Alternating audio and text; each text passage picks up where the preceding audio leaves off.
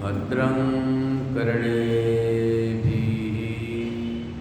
शृणुयाम देवाः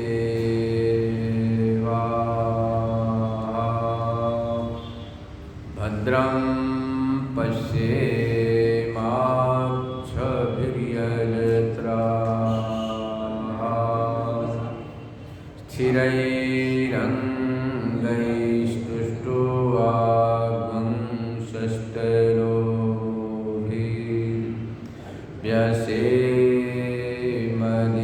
स्थिरैरङ्गैस्तुष्टुवागुंसष्टलोभिर्व्यसेमदेवहितं यदायुः स्वस्ति न इन्द्रो वृद्धश्रवाः स्वस्ति नः पूषा विश्ववेदाः स्वस्ति नस्तार्क्ष्यो अरिष्टनेमिः स्वस्ति नो बृहस्पतिर्दधातु। ओम शांति शांति शांति।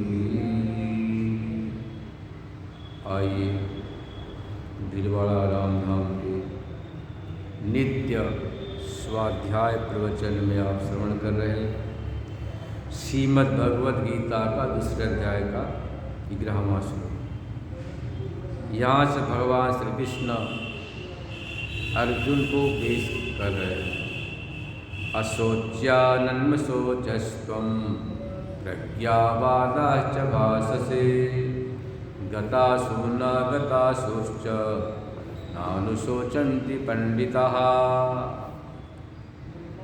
जिस प्रकार से कोई आदमी बीमार हो जाए, पेट खराब हो जाता है, तो पुराने ज़माने की वैद्यकीय परंपराएं थी।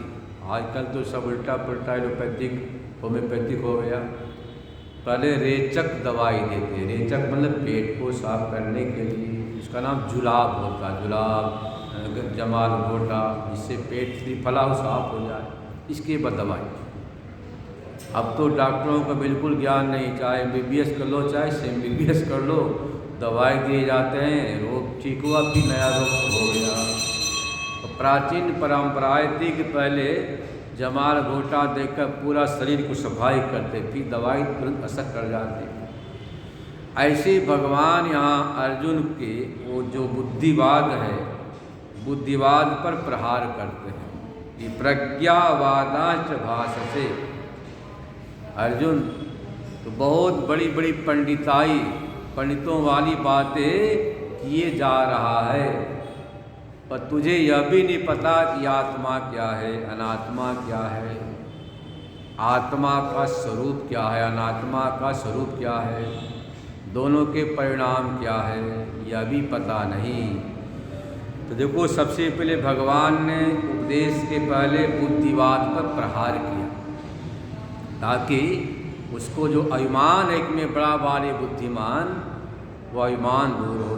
प्रज्ञावादा भाषसे अशोच्यानुशोचस्त्वं, जिसके विषय में शोक करना ही नहीं चाहिए उसके विषय में शोक कर रहा। आत्मा है, आत्मा अजर है, अमर है, कहीं मर नहीं सकती, मिट नहीं सकती, ये शोक करना बेकार है। शरीर की बात नहीं, शरीर तो विनाशी है। म्रियमाणमिको रक्षेत, ये शरीर मरने वाला मिटने वाला, कोई बचा नहीं सकता, आज निकल तो मरना ही है। युद्ध में, संग्राम में यह जो तेरा शोक है यह व्यर्थ का है। आत्मदृष्टिया तो अजर अमर है, शरीर दृष्टिया तो मिट्टी में आज निकल तो मिलना ही है। गतासु न गतासुश्च, जिनके प्राण चले गए, जिसके नहीं गए हैं, उसके विषय में पंडित व विद्वान लोग शोक नहीं करते हैं। इसलिए नहीं करते हैं क्योंकि संसार का नाम है मर्त्य लोक। यहाँ जो भी आया है सबको मरना पड़ेगा। यमराज की कथा आती है, यमराज परीक्षा के लिए यक्ष का रूप बनाते हैं। और 5 पांडव जिस जंगल में थे वहाँ पर जाते हैं। वहाँ पर जाने के बाद परीक्षा करते हैं। युधिष्ठिर से पूछा, बताओ किम आश्चर्यम, संसार का आश्चर्य क्या चीज़ है? आश्चर्य चौंकाने वाली क्या चीज़ है? युधिष्ठिर ने उत्तर दिया, आनि यानि भूतानि गच्छन्ति मंदिरम शेषावस्थातिष्ठन्ति अतः परम किमाश्चर्यम। आनि यानि प्रत्येक दिन प्रत्येक प्राणी लंबी कतार लगा के खड़ा है यम मंदिर के सामने।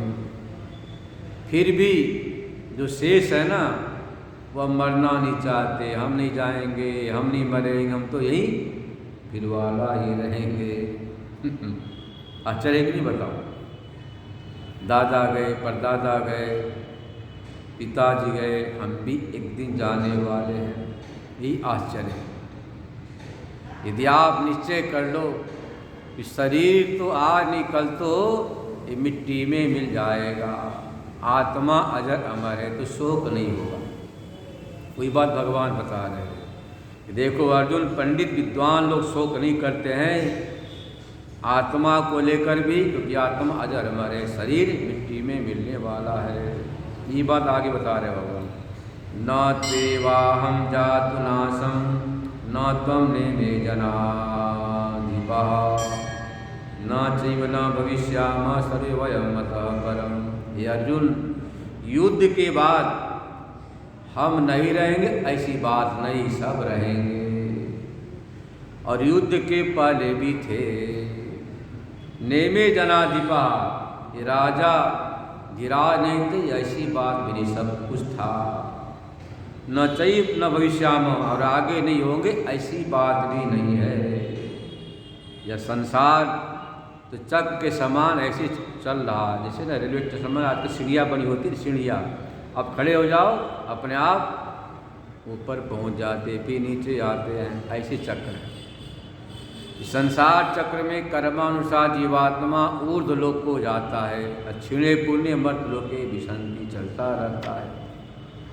जब तक आपको तत्व ज्ञान नहीं होगा, तत्व मतलब मैं कौन हूँ, अपने आपा को जानना ही आत्मज्ञान है, तत्व ज्ञान है, ब्रह्म ज्ञान है, मुख्य ज्ञान है, पारमार्थिक ज्ञान है, ब्रह्म ज्ञान है।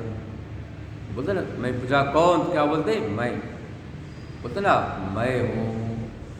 तो मैं हूँ जो आप बोल रहे हैं, इस मैं को जानना ही आत्मज्ञान है, तत्व ज्ञान है, ब्रह्म ज्ञान है, अध्यात्म ज्ञान, पारमार्थिक ज्ञान है। आप सब कुछ जान लो। यदि आपने अपने आपा को नहीं जाना तो सब जानना बेकार है। ये तुम्हारी भूल होती है। हम संसार के तमाम पदार्थों को तो जानते हैं, लोक को, परलोक को, व्यवस्था को, घर को, द्वार को, मैदान को, भूगोल खगोल को जानते हैं, परंतु सबसे नज़दीक से भी नज़दीक है अपनी आत्मा। इस आत्मा का एक क्षण के लिए विस्मरण नहीं होता है। यहाँ तक आप सो कर उठते तो मैं पूछना, बताओ कैसी नींद आई? क्या बोलते? सुखपूर्वक सोया, कुछ भी नहीं पता था, कैसे 8 घंटे बीत गए पता नहीं चला। पर मैं नहीं था या मैं था कि नहीं था, ऐसा संशय भी नहीं होता है। यह जो आत्मा है, इसको आप मैं बोलते हैं। मैं के वास्तविक अर्थ को जानना ही आत्मज्ञान है। और जब तक नहीं जाना तब तक संसार की यात्रा अधूरी है। वही बता रहे, आप दृष्टांत दे के समझा रहे। देनोऽस्मिन् यथा देहे कौमारं यौवनं जरा तथा देहांतर प्राप्ति धीरः तत्र न मुह्यति। दृष्टांत दे के समझा रहे कि जिस प्रकार से कपड़े होते, कपड़े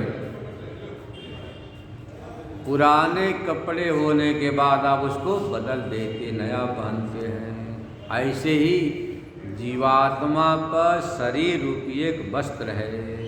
3 यहाँ पर वस्त्र है, सूक्ष्म शरीर, कारण शरीर स्थूल शरीर, सूक्ष्म शरीर तो अविद्या शरीर बोलते हैं। और नहीं, गलत बोल गया, सूक्ष्म बोलते हैं पंच ज्ञान इंद्रियों को, पंच कर्म इंद्रियों को, पंच प्राण को, मन बुद्धि अहंकार सूक्ष्म बोलते हैं। इसी का नाम लिंग शरीर है। कारण नाम है अविद्या शरीर, अज्ञान वासना में कारण शरीर है। स्थूल आपके सामने है जो तमोगुण का कार्य है। तो तीनों शरीर कर्मानुसार बदलते रहते हैं। स्थूल शरीर तो बार बार बदलेगा, मिलेगा, जुलेगा। कारण और सूक्ष्म शरीर मोक्ष पर्यंत स्थायी होता है। ज्ञान से इसका नाश होता है, बिना ज्ञान के इसका नाश नहीं होता है। तो जैसे कि आप कपड़ा चेंज करते, ऐसे ही जीवात्मा पर ये शरीर रूपी वस्त्र है। शरीर इंद्रियों से संयोग होने का नाम है जन्म, वियोग होने का नाम मौत। बस इतना ही अंतर है। बार बार इस बात को आचार्य शंकर ने कहा है। शरीर इंद्रिय समुदाय से जीवात्मा के जुड़ने का नाम बोलते जन्म हो गया, और वियोग होने का नाम मृत्यु हो गई, कि नए शरीर में गया। तो भगवान कहते देखो अर्जुन, देनों का अर्थ जीवात्मा इस शरीर में कभी कुमारावस्था को प्राप्त हुआ, फिर युवावस्था को, फिर वृद्धावस्था को, ऐसे देहांतर अवस्था, बाल्यावस्था, किशोरावस्था, युवावस्था, प्रौढ़ावस्था, फिर वृद्धावस्था, और आखिरी में है देहांतर, दूसरे शरीर की प्राप्ति होती है। इस प्रक्रिया में ज्ञानी कभी मुक्त नहीं होते, मोहित नहीं होते हैं। इसमें कोई मोह की जरूरत भी नहीं। बोलो तो रोते हाय मैं तो मर गया, रोते कितने अज्ञान है, रोने की कौन सी बात है। तो संसार की प्रक्रिया है। यदि आप चाहते हैं कि मेरी मौत न हो, मैं मुक्त हो जाऊं, तो मात्र आत्मज्ञान ही साधन है। चाहे कितनी बड़ी से बड़ी उपासना कर ली जाए, भक्ति कर ली जाए, कर्म कर ली जाए, सबका आखिरी पड़ाव है ब्रह्मलोक की प्राप्ति। और भगवान ने गीता में स्पष्ट कर दिया, आ ब्रह्म भुवना लोको पुनरावर्तिनोर्जुन। हे अर्जुन, ब्रह्मा के लोक पर्यंत आने वाले जाने वाले कर्मानुसार ब्रह्मलोक को जाएंगे। उसके नीचे जनलोक है, तप है, इसके नीचे महा है, फिर स्वर्ग है, फिर अंतरिक्ष है, फिर भुआ है, और नीचे जाएंगे आतल, बीतल, सूतल, तलातल, महातल, पाताल है आखिरी में। तो सारे लोग कर्मानुसार हैं। क्षीणे पुण्य मर्त लोके विसंति, पुण्य क्षीण होने के बाद यहाँ आना पड़ता है। और भगवान अंत में क्या कहते, मामू पेट तू कौन्तेय पुनर्जन्म न विद्यते। अर्जुन, मुझको प्राप्त कर लिया, आत्मा को जान लिया, तो दोबारा जन्म होता नहीं है। इतनी अच्छी बात बताई भगवान। यहाँ बता रहे कि विद्वान मुक्त नहीं होता है, ज्ञानी जीवात्मा ही बार बार मोहित होता, सुखी होता, दुखी होता है। सच्चाई है। आप विचार कीजिए, कभी कभी सुंदर अच्छे महंगे कपड़े होते हैं, बहुत महंगे कपड़े, परंतु फट जाता है तो कहते हटाओ, फेंको, काम का नहीं। ऐसे शरीर है। कभी कभी बच्चा भी, युवा अवस्था भी शरीर छोड़ देता है। हमें आपको पता नहीं, पर प्रकृति को पता है। यह जो कमीज है, कपड़ा, शरीर अब इसके काम के नहीं है। तो आदमी कहते देखो, परमात्मा को दिखाई नहीं पड़ता है, बूढ़े को छोड़ गया, जवान को, बच्चा को ले गया। तो मात्र कपड़े के समान ये आपका स्थूल शरीर है। भगवान समझा रहे अर्जुन, तुम्हें मोह नहीं करना चाहिए कि सामने दादाजी हैं, गुरु हैं, कुल गुरु हैं, कैसे ही संग्राम करो। इस प्रकार समझा रहे। मात्रा स्पर्शात् कौन्तेय शीतोष्ण सुख दुःखदा आगमा पायन्व नित्यः तान् तितिक्षस्व भारत। अब भगवान देखो पहले तो आत्मा के विषय में बतलाया, अब अनात्मा के विषय में बताते हैं। अनात्मा क्या है, संसार क्या है। संसार है कौन्तेय मात्रा स्पर्शास्तु। मात्रा बोलते इंद्रिय, इंद्रिय और विषय के संयोग से अनुकूलता है तो सुख होगा, प्रतिकूलता है तो दुख होगा। अनुकूलता का नाम है सुख, प्रतिकूलता का नाम दुख है। एक ही घटना है, एक आदमी की मौत हो जाती है, वो आदमी आपके अनुकूल है तो बड़े दुखी होते, हाय मारा गया हमारा दोस्त। वही आदमी किसी का दुश्मन है तो क्या बोलेगा, भगवान ने अच्छा किया, मेरे जीवन का कांटा निकल गया। अब सोचो, एक आदमी की मौत पर एक तो बहुत दुखी हो रहे, हाय हाय क्या हो गया, और दूसरे सुखी मना रहे कि भगवान ने कांटा निकाल दिया। तो देख, कोई वस्तु अच्छी बुरी नहीं होती है, अनुकूलता में सुख, प्रतिकूलता में दुख होता है। शीतोष्ण सुख दुखदा, जैसे अभी ठंडी आई, जनवरी का फरवरी मार्च में गर्मी शुरू हो जाएगी, तो ठंडी गर्मी के समान आने वाले जाने वाले, आगमा पाई है, आने वाले जाने वाले हैं। रात है तो दिन आएगी, दिन जाएगा तो रात आएगी। ऐसे संसार में ये द्वंद्व है, रात और दिन के समान। जैसे कि दिन के आने में आप बड़ी प्रसन्नता जाहिर करते हो, रात आने पर कमरा बंद करके आराम करते हैं। ऐसे ही चाहे सुख आए चाहे दुख आए, इसमें सहन शक्ति होनी चाहिए। एक भगवान ने यहाँ तो आगे बताएंगे, कुर्मोंगानीव सर्वसर, है ना, कुर्मोंगानीव सर्वसर। साधक को संसार में कैसा व्यवहार करना, सबसे बढ़िया ये दृष्टांत है। जिस प्रकार से कछुआ क्या करता है कि जब देखता अनुकूल है तो चलता है, टिमक टिमक चलता है, घूमता फिरता चारों तरफ, पीड़ा करता है, खाता पीता है। जैसे उसको आहट आदि खतरा होने वाला है, अंगों को सिमट करके अंदर कर लेता है, मानो मूर्छित हो गया, पड़ जाता है। आपको व्यवहार जीवन में सफल होना, सफलता चाहिए, तो सफलता का भगवान सूत्र दिया है, कुर्मोंगानी सर्वशः।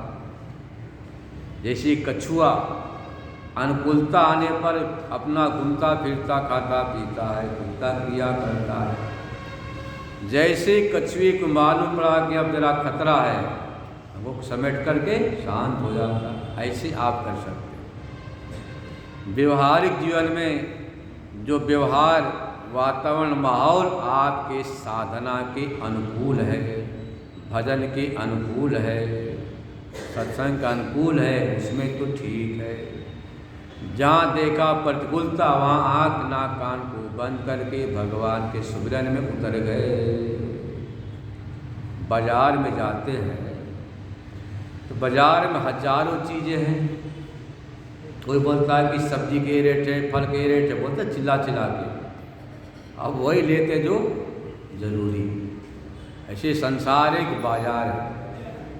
आपको विचार करना है, हमारे अध्यात्म परमार्थ परमात्मा के प्राप्ति का कौन सा उपयोगी है, साधन है, अनुकूल है, उसी व्यवहार को अपनाना है।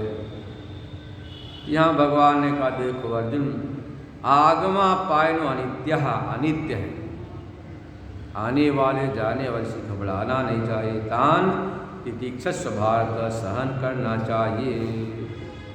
यह व्यवहारिक बात अनात्मा के लिए भगवान ने बता दिया। ये अनात्मा में रहेंगे संसार में। अब आँख भगवान ने दिया है तो आँख तो खुली, खुलने के बाद में अनुकूल होगा तो अच्छा लगेगा, प्रतिकूल होने पर बुरा लगेगा।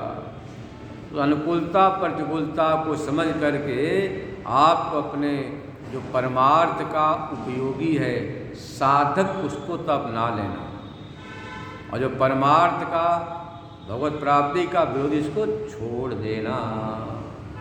तो छोटी देखो दृष्टांत याद आ गया, कबीरदास जी ने बड़े काम की हम लोग की साधना की है। कबीरदास जी बड़े अच्छे ज्ञानी हो गए, जन्मजात ज्ञानी थे। देखा कबीरदास जी ने कि सारी दुनिया आती सुबह से शाम तक बैठी रहती, बोले महाराज ये दुख है, ये पीड़ा, ये समस्या, भजन का समय मिलता ही नहीं। तो विचार किया ऐसा नाटक करो कि सारी दुनिया थूकने लग जाए, दूर भग जाए, कि आराम से माला घुमाएंगे, भजन करेंगे। विचार करते करते सोचा कुछ तो नाटक करना पड़ेगा। तो कबीरदास जी ने एक बहन को समझाया बुझाया, यार चल काशी में हमारे साथ घूमना है, हमें नाटक करना है, रासलीला करना, ताकि दुनिया वाला हमसे दूर भग जाए।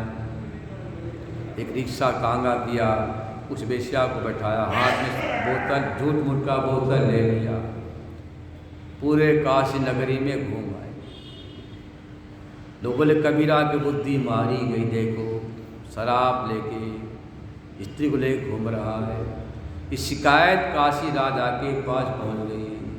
सबने कहा कबीर की बुद्धि मारी गई, अब क्या कर, सब आना जाना बंद। बोला बढ़िया हो गया, खटपट दूर, आराम से भजन करो, ध्यान करो, समाधि लगाओ, शांत एकांत हो गया। यह जो व्यवहार किया उन्होंने क्यों किया? क्योंकि यह व्यवहार परमार्थ का साधक है। भाई आपने सोने की माला पहनी है, अच्छी चीज़ है, पर यदि गला उससे कटता हो तो फेंकने में भलाई है, यह घर में रख दो छिपा कर। तुलसी की माला 2 रुपए की बढ़िया है, उसकी गला तो नहीं कटेगी ना। ऐसे ही व्यवहार जो आपकी साधना का साधक है उसको तो अपना लेना चाहिए, जो आपके साधना का भगवान की प्राप्ति का बाधक उसे छोड़ देना चाहिए। वही बात भगवान बता रहे हैं, अर्जुन तुम्हें संसार में रहना है तो सुख दुख तो आएंगे, रात दिन के समान है, इसलिए उनको आगमा पाई अनित समझ के छोड़ देना। देखिए पुराने ज़माने की कहावत थी, बड़ा तार्किक और वैज्ञानिक थी। तो क्या बोलते घरों में कि रात गई बात गई। अब जहाँ पर 10 बर्तन खटपट तो होना स्वाभाविक ही है। अब किसी ने बोला भाई खिचड़ी बना दे, मुझे तो रोटी परोठा खाना था, उसमें खटपट सुन। किसी ने कहा परोठा नहीं बनाओ, पेट जरा गड़बड़, खिचड़ी बनाओ। किसी ने कहा नमक कम, कि नमक ज़्यादा है, तो खटपट होना ही है। तो बड़े बूढ़े क्या कहते, सो जाओ, रात गई बात गई, सुबह सब मेल मिलाप हो जाता था, उल्टा हो गया। मोबाइल ने क्या किया, यहाँ की बात वहाँ पहुँचाया, वहाँ की बात यहाँ पहुँचाया, और झगड़ा बढ़ जाता है, घटता नहीं। तो पुराने ज़माने में कद रात गई बात गई वाली बात थी, आगमा पाई। क्योंकि अपने यहाँ देखो 12 दर्शन पूर्व मिलाते हैं। दर्शन बोलते हैं दृश्यते ज्ञायते अनेनेति दर्शनम, जिसके द्वारा आत्मा का, परमात्मा का, भगवान का दर्शन हो, साक्षात्कार हो, उस साधन का नाम दर्शन है। तो यह जो बौद्ध दर्शन में क्षणिक विज्ञानवादी है और न्याय वैशेषिक है, ये लोग मानते हैं कि आत्मा क्षणिक होती है। क्षणिक मतलब क्षण क्षण में परिवर्तित हो रही है। तो जो आत्मा आज है वह कल नहीं रहेगी, नहीं हो रहेगी। एक एक क्षण में सब परिवर्तन हो रहा। हम क्षण के साक्षात्कार करता होने से अनुभव नहीं कर पाते हैं। देखो एक दिन में कोई बच्चा जवान नहीं होता है, एक एक क्षण में होता है। तो क्षण क्षण में सब परिवर्तित हो रहा है। उस परिवर्तन का साक्षी अनुभव न होने से हम कहते हैं देखो जवान हो गया, बूढ़ा हो गया, पर एक दिन में एक एक क्षण में परिवर्तन हो रहा है। ऐसे यहाँ पर मान के चलना कि संसार कैसा है तो क्षण प्रध्वंसी है, ऐसा मानेंगे तो आपको सुख दुख का भान नहीं होगा। भाई आज जो दुख है, दुखड़ा है, पीड़ा है, कल वह नहीं रहेगी, परसों सुख आ जाएगा।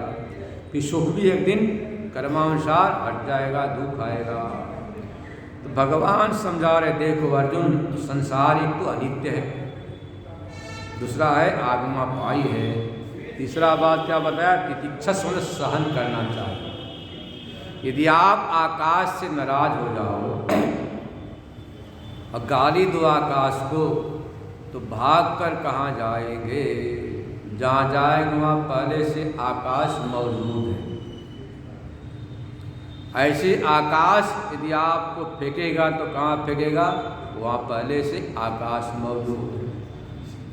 ऐसे आकाश के समान ब्रह्म है परमात्मा, उससे कोई बाहर जा नहीं सकता है। इसलिए साधक को ऐसी विश्वास करना चाहिए, सब परमात्मा ही परमात्मा है। यम ही न व्यथ्यन्ते ते पुरुषं पुरुषर्षभ, सम दुख सुखम धीरम सोमृतत्वाय कल्पते। जिनको सुख और दुख व्यथित नहीं कर पाते, मतलब कि दुखी नहीं कर पाते हैं, ऐसा पुरुष श्रेष्ठ महान है। जो सुख में और दुख में समत्व बुद्धि रखता है, ऐसा धीर पुरुष अमृतत्वाय कल्पते, जीते जी वह मानव के अमृत को प्राप्त कर लेता है, आनंद को उपलब्ध हो जाता है। जिसने निश्चय कर लिया ये सुख दुख कोई चीज़ नहीं है, तो एक मानव सिक्के के दो पहलू हैं। जैसे कोई पुस्तक है, पुस्तक का जो एक पहलू है, दूसरा पहलू इधर है, ऐसे सुख दुख भी हमारे जीवन के दो पहलू हैं। ऐसा निश्चय करने के बाद आपको अनुकूलता में जरा भी हर्ष नहीं होगा, प्रतिकूलता में विषाद नहीं होगा। वैसा निश्चय करने वाला आदमी अमृतत्वाय कल्पते का अर्थ हुआ, वह परमात्मा को प्राप्त कर लेता है। अमृत मात्र एक परमात्मा का नाम है। जो परमात्मा है, अमृत मतलब उसकी की मौत नहीं होती, नाश नहीं होता। और संसार कैसा है, ये मर्त्य है, मतलब मिटने वाला है। यही तो हमारी भ्रांति है। हम संसार को अचल अडिग समझ करके, अटल समझ करके इसे मोह ममता किए जाते हैं, अपनापन करते हैं, आसक्ति लगा चिपकाव कर लेते हैं। अब खुद इस शरीर का भी गारंटी नहीं। गारंटी बताओ, कोरोना में आपने देखा क्या हुआ। कोरोना में जवान जवान लोग एक क्षण में गोविंदाय नमो नमः। कोरोना ने सबको शिक्षा दे गया कि संसार अनित्य है, क्षणिक है, विनाशी है, परिवर्तनशील है, एक आत्मा ही नित्य है। वही बात यहाँ भगवान करे, अर्जुन तुम निश्चय कर लो, ये आत्मा सत्य है, अमृत है, नित्य है, अपरिवर्तनीय है, और संसार विनाशी और अनित्य है। ऐसा मानने के बाद तुम्हें कभी दुख नहीं होगा। इस प्रकार से भगवान, इस अध्याय का नाम सांख्य योग है, अनेक प्रकार से समझाएंगे आत्मा के विषय में, अनात्मा के विषय में, ताकि अर्जुन को दृढ़ता आ जाए कि आत्मा मेरा स्वरूप है, अनात्मा त्याज्य है।